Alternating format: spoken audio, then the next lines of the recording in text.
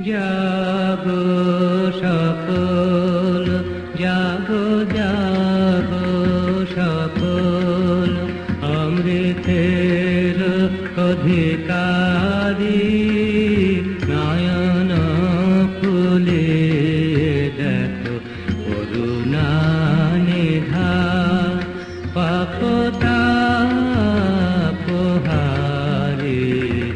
জাগো সকল, জাগো জাগো। সবাই বলে সাবধানের মার নেই। আরে বাপু, কেউ বুঝে না মারেরও সাবধান নেই।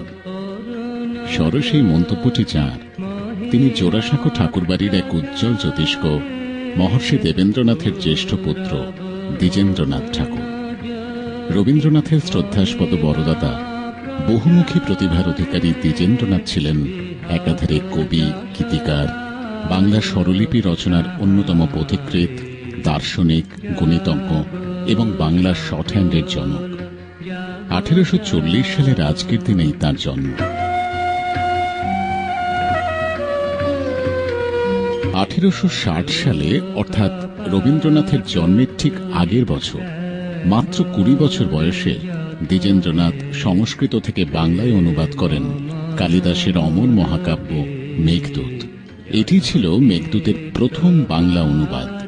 1875 সালে প্রকাশিত হয় তাঁর স্বপ্ন প্রয়াণ কাব্য। বিভিন্ন ছন্দের অনুপম প্রয়োগ কৌশলে সেই সময় রীতিমতো সাড়া ফেলে দিয়েছিল এই বই। তবে আপন ভোলা দ্বিজেন্দ্রনাথ গুছানো মানুষ ছিলেন না। রবীন্দ্রনাথ লিখেছেন, সেই সময় জোড়াসাঁকো ঠাকুরবাড়িতে ইতিউতি উড়ে বেড়াত দ্বিজেন্দ্রনাথের লেখা কবিতার ছেঁড়া পাতা। সেগুলি সংকলিত হলে আর একটি স্বপ্ন প্রয়াণ ছাপা হতে পারত।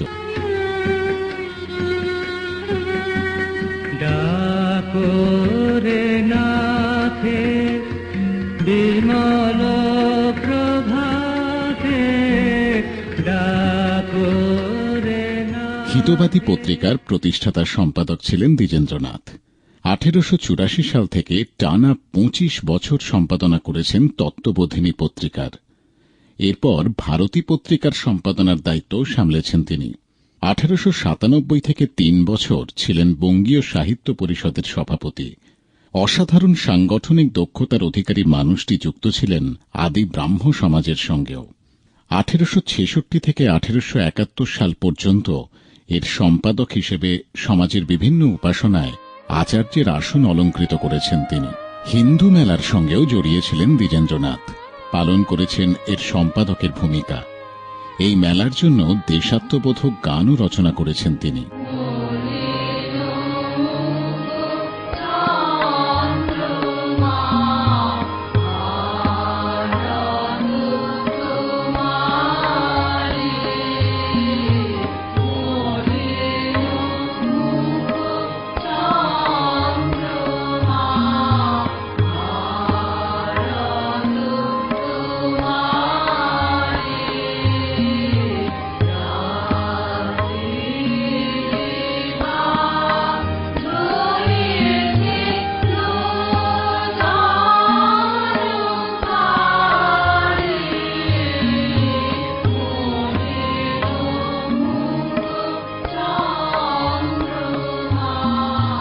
গান রচনা ছিল তাঁর সহজাত। তাঁর রচিত কর তাঁর নাম গান বহু বছর ধরে গাওয়া হতো 7ই পৌষের প্রার্থনায়। রচনা করেছেন আরো অজস্র ব্রহ্মসঙ্গীত। দর্শন শাস্ত্রে সুপণ্ডিত দ্বিজেন্দ্রনাথ 3 খণ্ডে লিখেছিলেন বাংলায় দর্শনের প্রথম বই তত্ত্ববিদ্যা। অদ্বৈত মতের সমালোচনা, আর্য ধর্ম ও বৌদ্ধ ধর্মের ঘাত প্রতিঘাত, গীতাপাঠের ভূমিকা প্রভৃতি বইও তাঁর দীপ্ত মনীষার উজ্জ্বল দৃষ্টান্ত।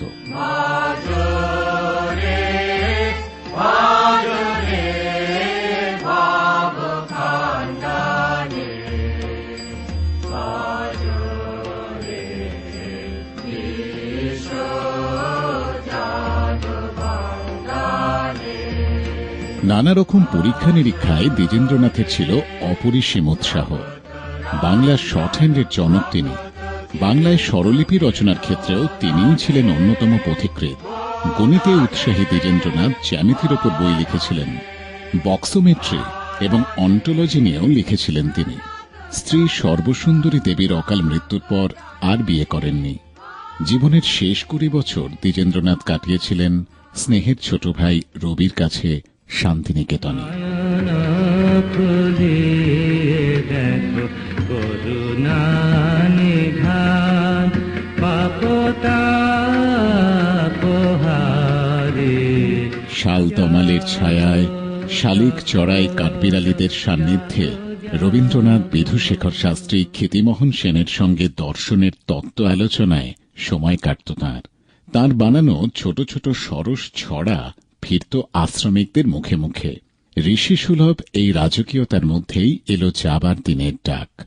1926 সালের 26শে জানুয়ারি জীবনাবসান হল ঊনবিংশ শতকের বাংলার নবজাগরণের প্রতিভু, বিরল বহুমুখী প্রতিভার অধিকারী এই মানুষটির। ফুরায় যাবে মিলন রাতি, তবু চির সাথের সাথী। ফুরায় না তো, ফুরায় না, ফুরায় না তোমায় পাওয়া। এসো সফল সাজে নয়ন ছেড়ে গেলে চলে।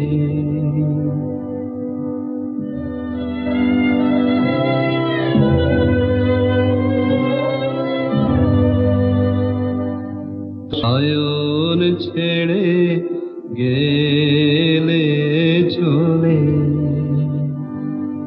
এলে সকল মাঝে নয়ন ছেড়ে গেলে চলে।